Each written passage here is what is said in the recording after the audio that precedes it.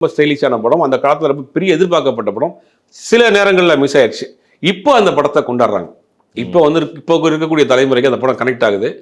சொன்ன மாதிரி ரொம்ப டூ இயர்லி அந்த படத்தை அவர் யோசிச்சார் போல. பட் இப்போ அந்த படம் பெரிய அளவில் கொண்டாடப்படுது, வரவேற்கப்படுது.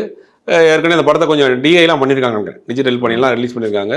படம் பார்க்குறதுக்கு ஒரு ஃப்ரெஷ்ஷாக இருக்குது பார்க்குறது. அது வந்து ரீரிலீஸ் அப்படின்றது ஒரு கான்செப்ட் மாதிரி தான். இல்லை, ஒரு ரீயூனியன் மீட்டிங் மாதிரி ஆகி போகுது. எப்படின்னா சச்சின் படம் வரப்போ யாரோ காலேஜில் இருந்திருப்பாங்க. அப்போ அந்த ஸ்டூடெண்ட் எல்லாம் சேர்ந்து மொத்தமாக அந்த படத்தை பார்த்துருப்பாங்க. இப்போ திருப்பி அதை ரீகலெக்ட் பண்ணுறதுக்காக என்ன பண்ணால் மொத்தமாக சேர்ந்து அந்த படத்தை பார்ப்போம். போய் நம்ம அந்த காலேஜ் படிக்கிற ஃபர்ஸ்ட் இயர் படிச்சிருந்தோம், செகண்ட் இயர் படிச்சுட்டு இருந்தோம், அப்போ அந்த படத்தை பார்த்தோங்கிற ஒரு குரூப் போகுது.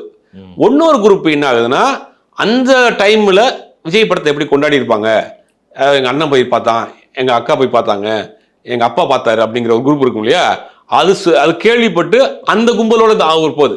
இப்போ இந்த படத்தை பார்க்குறப்ப, தியேட்டர் ஆடியன்ஸ் பார்க்குறப்ப அந்த பழைய ஆடியன்ஸும் வர்றாங்க, இப்போ இருக்கக்கூடிய லேட்டஸ்ட்டாக இருக்கக்கூடிய 2K கிட்ஸும் வர்றாங்க.